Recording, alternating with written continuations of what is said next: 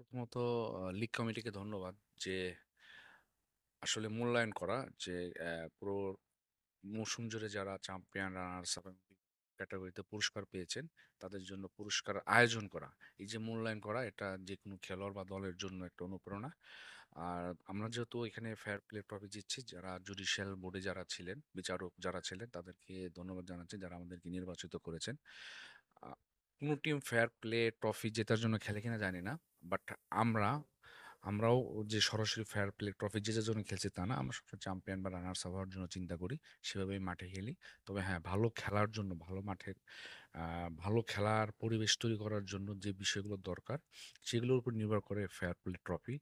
আমরা সবসময় খেলোয়াড়দেরকে যে বিষয়ে অনুপ্রাণিত করি যে বাংলাদেশের ফুটবল, আমরা সবাই বলি যে বাংলাদেশের ফুটবল অনেক পিছনে আছে, বাংলাদেশের ফুটবল অনেক ন্যাক্কারজনক বিষয় হয়।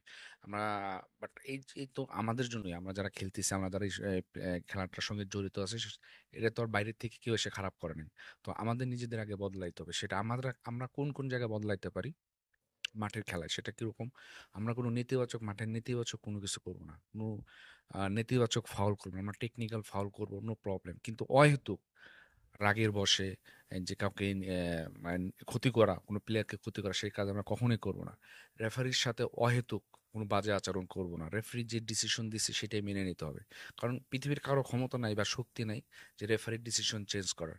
সেই মাঠে বিচারক, আমরা তার প্রতি সম্মান জানাই এবং সব প্লেয়ারদের সবসময় বলি যে তোমার কাজ শুধু খেলা, খেলার দিকে ফোকাস করবা, কখনো রেফারির সঙ্গে খারাপ বিহেভ করবা না। যদি রেফারি ন্যাক্কার জন্য কিছু করে, আইনগত যে ব্যবস্থা আছে ফুটবল ফেডারেশনকে চিঠি দেওয়া, আমরা সেটা দেবো, তারা খতিয়ে দেখবে। কিন্তু প্লেয়ার হিসেবে বা অফিসিয়াল হিসেবে বা কোচিং স্টাফ হিসেবে কখনো রেফারির সঙ্গে খারাপ ব্যবহার করা যাবে না। আদার্স যে আরো যে বিষয়গুলো আছে, বিএফএফ এক্সিকিউটিভ যারা আছে মাঠে থাকেন, বা ইভেন বল বয় থেকে শুরু করে যারা ফুটবল রিলেটেড যারাই থাকে, আমাদের একটা কড়া বার্তা দেওয়া থাকে সবার সঙ্গে ওয়েল বিহেভ করা, স্পোর্টিং বিহেভ করা। এমন কিছু করা যাবে না যেটা শুধু ফর্টিজ এফসি লিমিটেডের জন্য মানে বদনাম হোক, তা না। তোমার এটা, তুমি মানুষ, তোমার নিজের একটা ব্যক্তিত্ব থাকা উচিত অ্যাজ এ প্লেয়ার হিসেবে, অ্যাজ এ কোচিং স্টাফ হিসেবে, অ্যাজ এ অফিসিয়াল হিসেবে সবার একটা ব্যক্তিত্ব থাকা উচিত যে আমি একজন স্পোর্টস পারসন।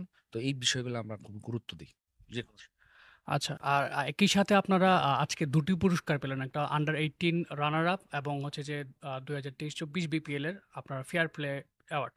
তো আগামী মৌসুম ২০২৪-২৫ মৌসুমে ফোর্টিসেপসি লিমিটেডের আসলে গোলটা কি? এই টুর্নামেন্ট জুড়ে আপনাদের গোল কি? আন্ডার এইটিনে আমরা এবার রানার্স আপ হয়েছি।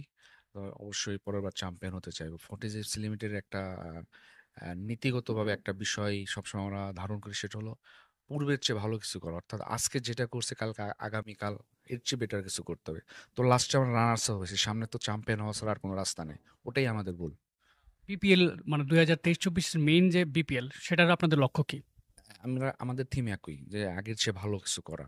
আমরা প্রথমবার যেবার আসলাম সেবার আমরা সপ্তম, লাস্ট ইয়ার ফিফথ। এবার আমাদের টার্গেট অ্যাট লিস্ট থার্ড, মানে তৃতীয় স্থানের মধ্যে থাকা। রানার্স আপ চ্যাম্পিয়নের জন্য এবার আমাদের খুব আমরা সেভাবে হচ্ছে যে অ্যাটলিস্ট এবার আমাদের চ্যাম্পিয়ন হওয়ারও আমি মনে করি সুযোগ আছে। লিগের এখন পর্যন্ত অন্যান্য দলের যা অবস্থা দেখছি, আমি আমার টিমকে আমি চ্যাম্পিয়নের জন্য বিবেচনা করতেই পারি, আমাদের সেই স্ট্রেংথ আছে।